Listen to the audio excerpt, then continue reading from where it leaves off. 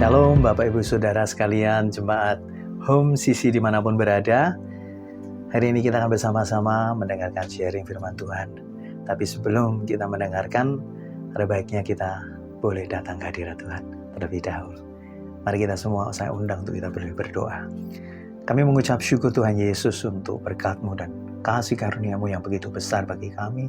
Sehingga pada hari ini Tuhan, kami boleh menikmati momen Natal ini. Ini adalah sebuah kesempatan bagi setiap kami Tuhan. Kami boleh merayakan kelahiran-Mu Tuhan di tahun ini Tuhan. Kami percaya Tuhan ada pesan Tuhan di tahun ini Tuhan, yang kami boleh sama-sama tangkap Tuhan, untuk kami boleh mengarungi di tahun-tahun mendatang Tuhan. Mari Tuhan, kami rindu Engkau boleh hadir di tengah-tengah kami, mengurapi setiap kami, menjamah setiap kami, bahkan menghidupkan roh kami kembali Tuhan. Apabila di antara kami ada yang mengalami Tuhan, api yang mulai redup Tuhan. Mari Tuhan, bangkitkan setiap kami, biar di momen Natal ini Tuhan, ada momen kesempatan kami untuk kami boleh kembali lagi Tuhan, membangun manusia roh kami Tuhan. Berkati kami, berkati dan lingkupi kami Tuhan dengan kuasa darah-Mu Tuhan. Biarlah pikiran dan hati kami terfokus kepada Engkau. Terima kasih Tuhan Yesus, kami menyerahkan Tuhan pemberitaan firman ini demi hormat kemuliaan nama-Mu. Terpujilah nama-Mu Tuhan, di dalam nama Yesus Kristus, anak-Mu yang tunggal, kami telah berdoa dan mengucap syukur. Haleluya. Amin. Ya Bapak Ibu Saudara sekalian, jemaat Tuhan, jemaat Home Sisi, sekali lagi, Bapak Ibu Saudara, ini bulan Desember. Sebelumnya saya mau mengucapkan selamat Natal bagi Bapak Ibu Saudara sekalian dimanapun berada, dan selamat menyambut tahun baru 2025 ya Bapak Ibu Saudara. Bapak Ibu Saudara, tak kenal maka tak sayang, karena ini baru pertama kali saya men-sharingkan firman Tuhan bagi jemaat Tuhan sekalian. Maka saya rindu memperkenalkan diri kepada Bapak Ibu Saudara sekalian. Bapak Ibu Saudara, nama saya Daniel Setia Kurniawan. Saya seorang hamba Tuhan juga penginjil. Sekarang ini saya sudah dikarunia 2 anak dan saya tinggal di Jakarta Barat di Kalideres. Mungkin itu saja Bapak Ibu Saudara ya, perkenalan selanjutnya nanti boleh sharing di tempat lain. Nah, hari ini saya mau menyampaikan tentang satu kabar baik, tentang pesan Natal yang saya dapatkan dan saya rindu men-sharingkan kepada Bapak Ibu Saudara. Bapak Ibu Saudara, momen Natal seringkali dipahami sebagai sebuah euforia, sukacita, perayaan saja.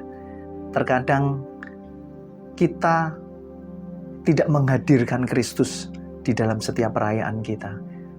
Tanpa sadar kadang-kadang kita menyisihkan Kristus sebagai tokoh utama dalam Natal sebenarnya.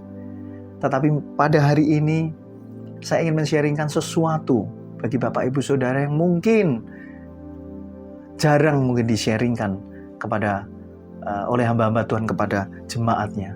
Nah Bapak Ibu Saudara sekalian, momen Natal juga kadang-kadang dipahami hanya sebagai sesuatu yang menyenangkan, perayaan. Itu tidak salah Bapak Ibu Saudara.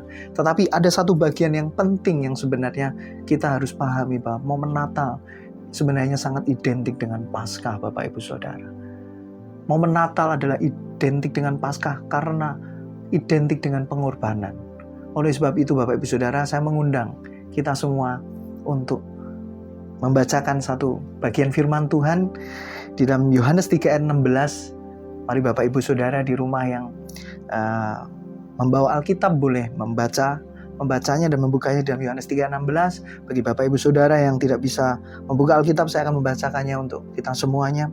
Saya akan men-sharingkan sesuatu yang singkat saja, satu ayat ini, dan berharap ini menjadi sebuah pesan yang boleh Bapak Ibu ambil untuk memperbarui kehidupan kita, atau paling tidak memberikan semangat bagi kita untuk menjalani kehidupan ini.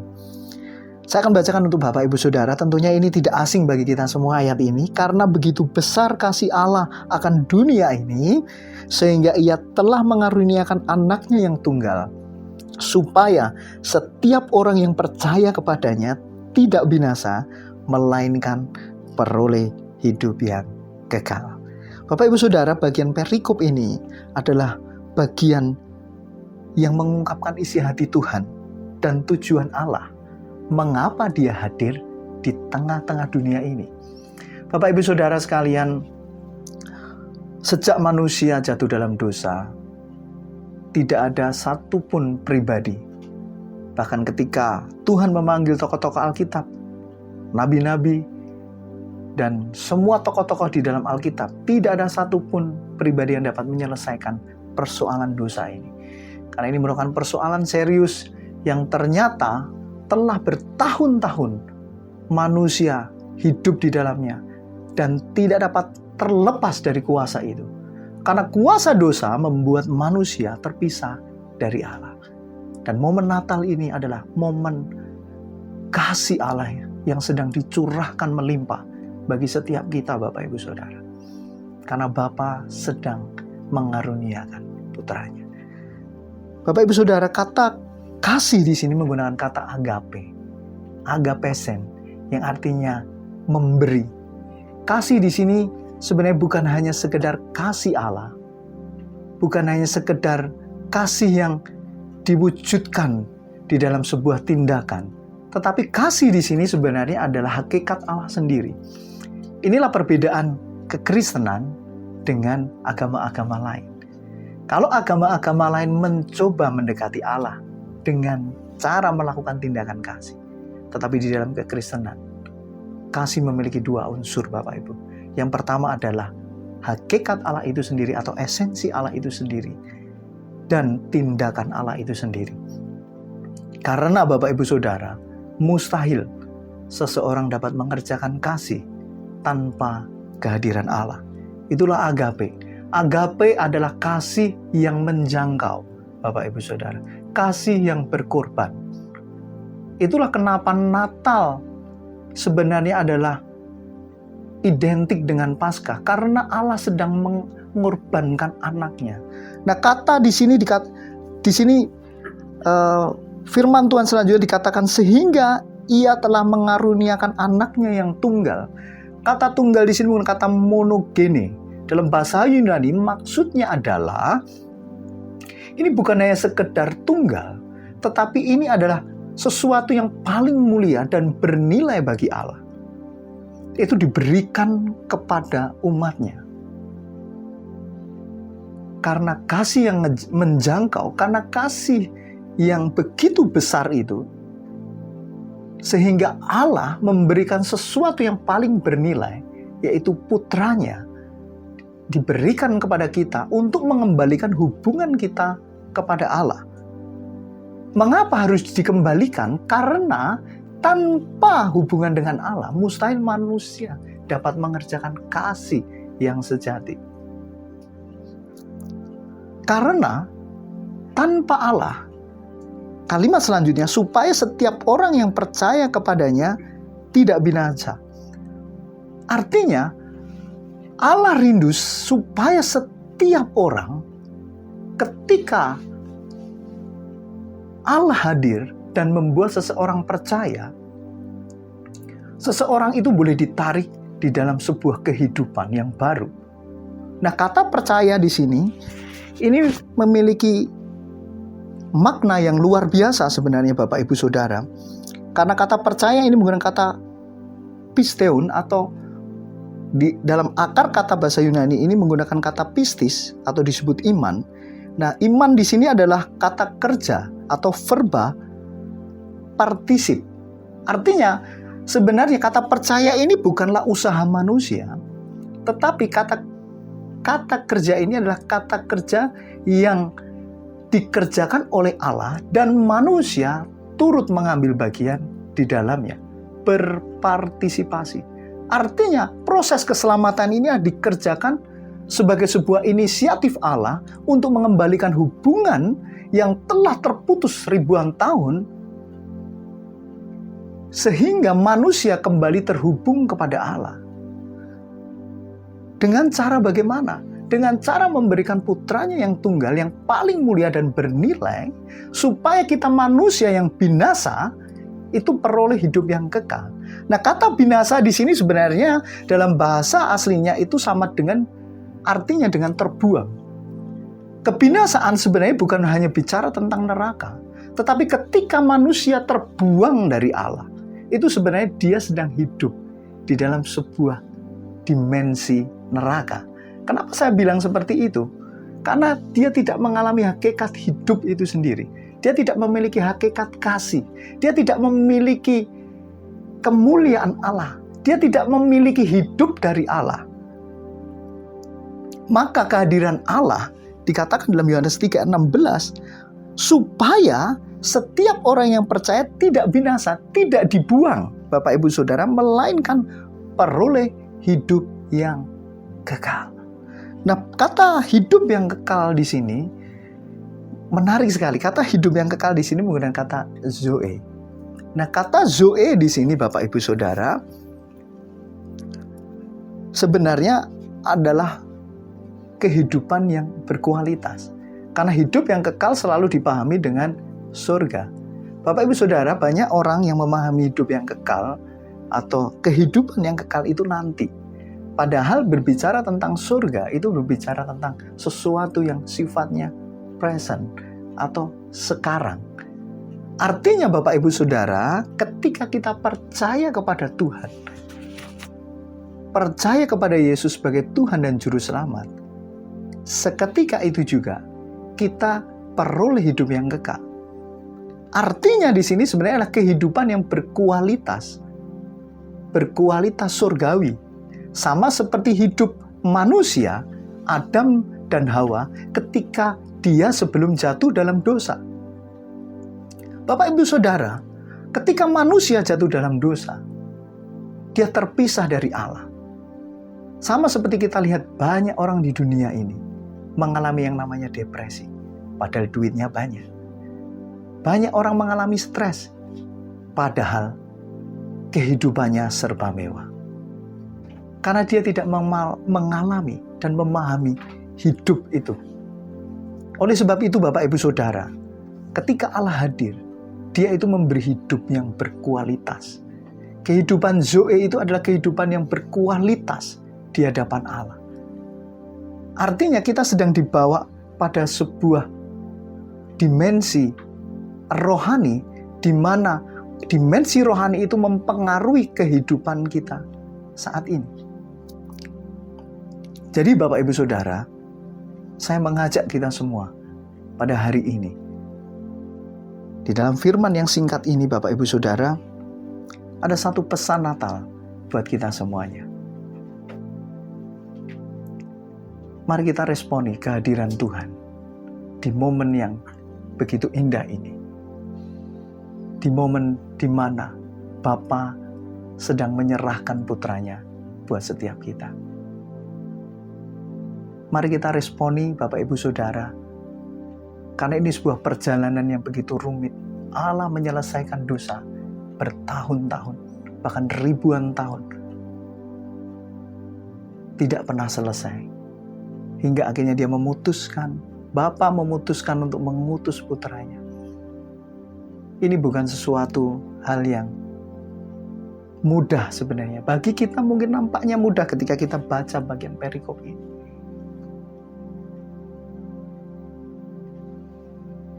Digambarkan dalam sebuah film Passion of the Christ, Bapak Ibu Saudara, ketika Yesus disalib. Digambarkan dengan sangat baik oleh Mel Gibson sebagai sutradara pada waktu itu. Ketika Yesus menyerukan, Eli Eli lama sabachthani. Ketika Yesus mau menyerahkan nyawanya, ada tetesan air mata yang jatuh dari langit. Itu adalah sebuah gambaran yang sangat baik, Bapak Ibu Saudara, menggambarkan hati Bapa yang begitu tersayat dan terluka ketika dia melihat putranya sedang terkoyak tubuhnya. Bapak Ibu Saudara, momen Natal sangat berhubungan dengan Paskah. Karena ini adalah sebuah serentetan rencana Allah yang begitu besar untuk sekedar mengembalikan manusia yang telah jatuh dalam dosa, yang telah terbuang di hadapan Allah, mengalami kegelapan yang begitu gelap, untuk memasuki kembali sebuah kemuliaan besar bersama Dia. untuk menerima Zoe Allah, Bapak Ibu Saudara. Zoe atau hidup yang berkualitas di dalam Allah. Dan hidup itu telah kita terima dan dapat kita nikmati sejak kita percaya kepada Dia. Sejak kita masih hidup di dunia ini. Sama seperti apa yang Yesus sampaikan dalam doa Bapa kami. Terjadilah kehendak-Mu di bumi seperti di surga. Allah ingin Bapak Ibu Saudara, kita semua dapat menikmati hubungan relasi kembali dengan Dia. Oleh sebab itu Bapak Ibu Saudara, momen Natal hari ini, saya ingin sampaikan kepada Bapak Ibu Saudara, dalam kerumitan Allah mengembalikan hubungan Bapak Ibu Saudara dengan Dia.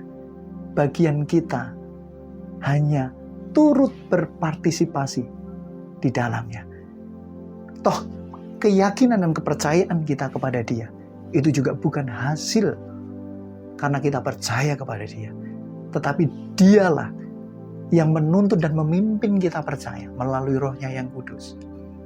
Bagian kita sekali lagi mempertajam telinga rohani kita, mempertajam hati roh kita untuk kita dapat mendengar panggilan Dia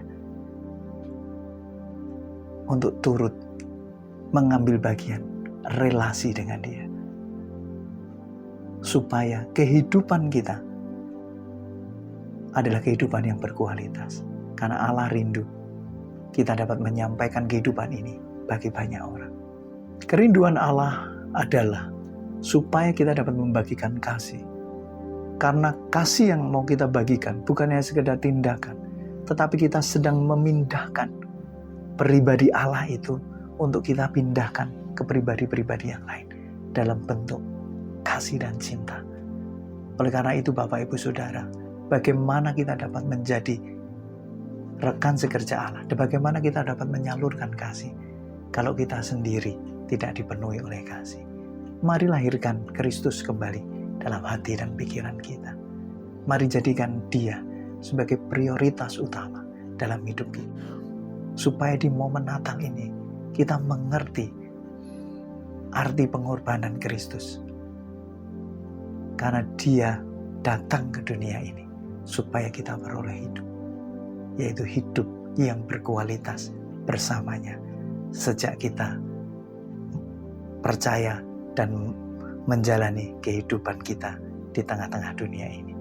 Jadi pesan Natal yang ini saya sampaikan melalui bagian sharing firman Tuhan ini Bapak Ibu Saudara adalah, mari kita meresponi undangan Tuhan, di mana Dia jauh dari surga ke dunia untuk mengembalikan hubungan kita yang telah terputus. Kita ini manusia berdosa, terbuang dari Allah, tetapi Dia mengembalikan lagi posisi kita.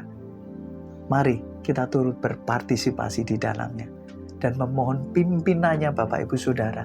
Sejak hari ini kita melangkah menuju kekekalan surga. Biarlah Dia sendiri yang memimpin di depan kita. Biarkan Roh Kudus menuntun kita dalam tiap-tiap langkah kita, supaya di setiap langkah kita dipenuhi kehendak-Nya. Dalam setiap langkah kita menyenangkan hati-Nya, sampai pada kesudahannya kita bersama-sama Kristus di dalam kekekalan. Terpujilah nama Tuhan Bapak Ibu Saudara sekalian. Biarlah nama Tuhan saja yang dipermuliakan. Sebab itu mari kita tutup dalam doa Bapak Ibu Saudara sekalian. Kami mengucap syukur Tuhan, melalui Yohanes 3:16 ini kami diingatkan kembali Tuhan, betapa agung dan mulianya kasih Tuhan di dalam hidup kami, yang menyapa kami Tuhan, yang hadir bagi kami manusia berdosa ini ya Tuhan. Sehingga Tuhan kami yang dahulu terbuang Tuhan, sehingga kami yang dahulu binasa, kami karena dosa terpisah dari Engkau Tuhan, kami sekarang menerima hidup yang daripada Allah, kehidupan yang berkualitas yang daripada surga. Biarlah itu tetap dalam hidup kami. Mari Tuhan, jadikan setiap kami menjadi pribadi-pribadi yang turut mengambil bagian di dalam rencana Allah yang kekal, sampai kehendak-Mu jadi di tengah-tengah kehidupan kami, bahkan sampai kami menerima kekekalan hidup bersama Engkau selama-lamanya. Dan biar itu kami mulai sejak hari ini. Terpujilah nama-Mu ya Tuhan, terpujilah Engkau, Allah yang kekal, Allah yang kami sembah, Allah yang kami kenal. Di dalam nama Yesus Kristus, Tuhan dan Juru Selamat kami yang hidup, kami telah berdoa dan mengucap syukur. Haleluya. Amin. Karena itu saudara-saudaraku jemaat Kristus yang dikasih Tuhan, angkatlah kedua tanganmu dan terimalah berkat. Mari aminkan setiap perkataan berkat yang kita percaya bahwa kita menerimanya. Tuhan memberkati engkau dan melindungi engkau. Tuhan menyertai engkau dengan wajahnya dan memberi engkau kasih karunia. Tuhan menghadapkan wajahnya kepadamu dan memberi engkau damai sejahtera. Kiranya kasih dan penyertaan Bapa di surga dan damai sejahtera dari Tuhan Yesus Kristus serta penghiburan dari Roh Kudus terus menyertai kita sampai Maranatha Tuhan Yesus datang kembali. Kita yang sudah menerima berkat Tuhan dan percaya bahwa berkat Tuhan melimpah atas hidup kita, dan terima janjinya Tuhan, mari kita sama-sama katakan amin. Selamat hari Minggu, selamat berkumpul bersama dengan keluarga. Terus cintai Tuhan, berhenti menghakimi dan selalu jadi berkat. Tuhan Yesus memberkati.